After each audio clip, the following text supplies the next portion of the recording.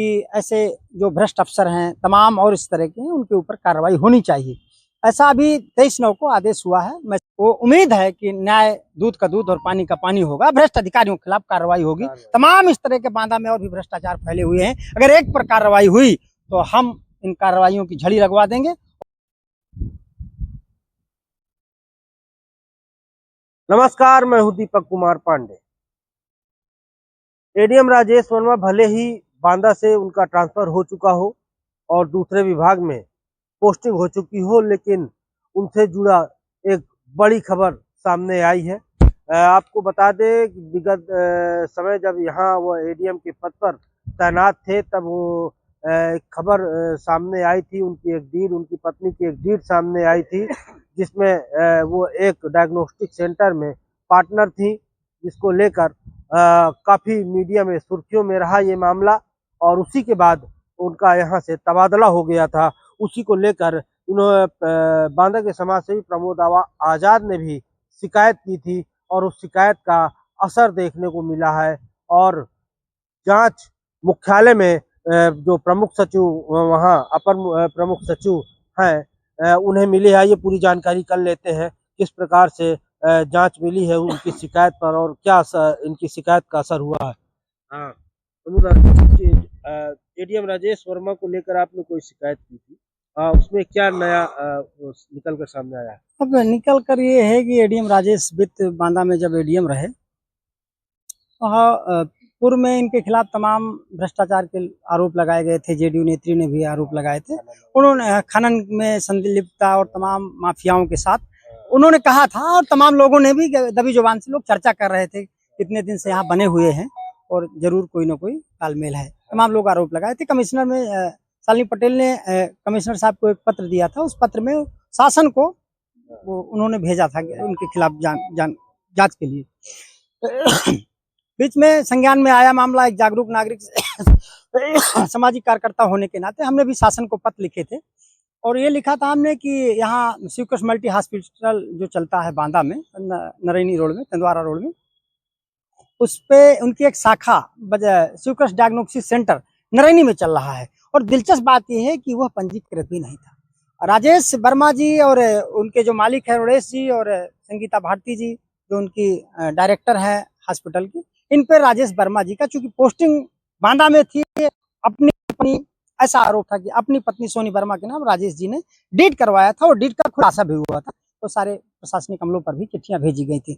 कोई जानकारी नहीं हुई कि क्या कार्रवाई हुई। उस पत्र को शालिनी पटेल के पत्र को लगा करके हमने माननीय मुख्यमंत्री जी से शिकायत की थी कि जहां पर इतने बड़े अधिकारी पोस्टेड हैं, वो व्यवसाय कर रहे हैं, भले अपने पारिवारिक लोगों जनों के, पत्नी और बच्चों के, तमाम रिश्तेदारों के नाम पर कर रहे हैं।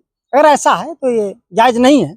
और फिर वह इतने बड़े जागरूक और पढ़े लिखे अफसर होने के बाद भी उस डायग्नोस्टिक सेंटर में, उस व्यवसाय में साझीदार हैं जो पंजीकृत ही नहीं है, जिनके लिए एथराइज है, जो वो बनाते बिगाड़ते हैं, लोगों की शिकवा शिकायतों पर अमल करते हैं, अपने संज्ञान में स्वतः संज्ञान में लेकर ऐसे कार्रवाई होनी चाहिए जिन संस्थानों पर, उस पर साझीदार कैसे हो गए, ये एक दिलचस्प बात थी और हमने इसका माननीय मुख्यमंत्री जी से शिकायत की थी।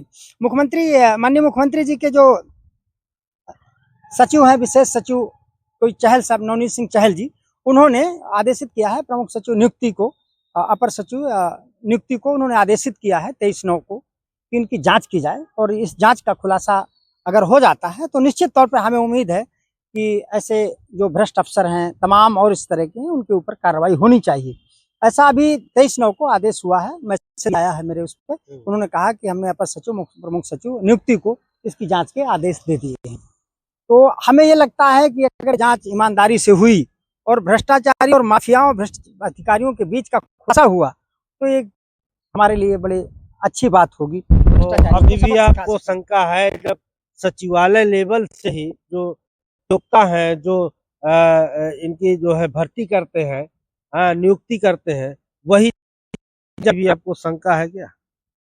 चूंकि आदित्यनाथ जी बैठे हैं तो हमारी शंका जब नाम आ जाता है उत्तर प्रदेश में तो स्वाभाविक फिर वो जो संशय है वो हमारा हट जाता है। योगी आदित्यनाथ ईमानदारी से पूरी काम कर रहे हैं जिस दौर में, वो उम्मीद है कि न्याय दूध का दूध और पानी का पानी होगा, भ्रष्ट अधिकारियों के खिलाफ कार्रवाई होगी। तमाम इस तरह के बांदा में और भी भ्रष्टाचार फैले हुए हैं, अगर एक पर कार्रवाई हुई तो हम इन कार्रवाइयों की झड़ी लगवा देंगे और भ्रष्टाचार के खिलाफ, भ्रष्टाचारियों के खिलाफ और आवाज बुलंद करेंगे। उत्तर प्रदेश में देखिए, इसमें कोई शक नहीं है, बाबा माननीय मुख्यमंत्री योगी आदित्यनाथ जी के आगे पीछे कोई है नहीं।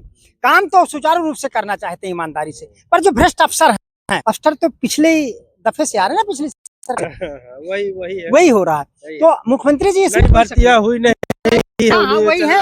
तो अब सिपह सलार कौन है? तो है वही। लेकिन फिर भी हमें माननीय सरकार पर भरोसा है, योगी आदित्यनाथ जी पर भरोसा है कि जो अफसर उन्होंने अपने इर्द गिर्द बनाए होंगे सलाह के लिए, वो ईमानदार होंगे और ईमानदारी पर जरूर कार्रवाई होगी। और माननीय मुख्यमंत्री जी तक हमारी ये बात पहुंचे आपकी मीडिया के माध्यम से, तो इस पर संज्ञान जरूर लें। जो व्यवसाय यहाँ व्यवसाय कर रहे थे, और आप मैंने ऑफिस में पता किया है, उस डायग्नोसिस जिस पर माननीय श्रीमान एडीएम साहब की पत्नी साझीदार है, एडीएम साहब साझीदार हैं, उसका अभी ये 5-6 महीने पहले और सालों से पहले चल रहा था, लेकिन अभी 1/9/2025 को पंजीकरण हुआ है। ये दिलचस्प बात है, कार्रवाई होने के बजाय उसका पंजीकरण कर दिया गया है। देखना यह है कि स्वास्थ्य विभाग के साथ जिला प्रशासन भी क्या कार्रवाई करता है, और जिनको जांच मिली है प्रमुख सचिव, अपर सचिव नियुक्ति शासन को, वह क्या कार्रवाई करते हैं, ये ऊपर वाला जाने, सरकार जाने।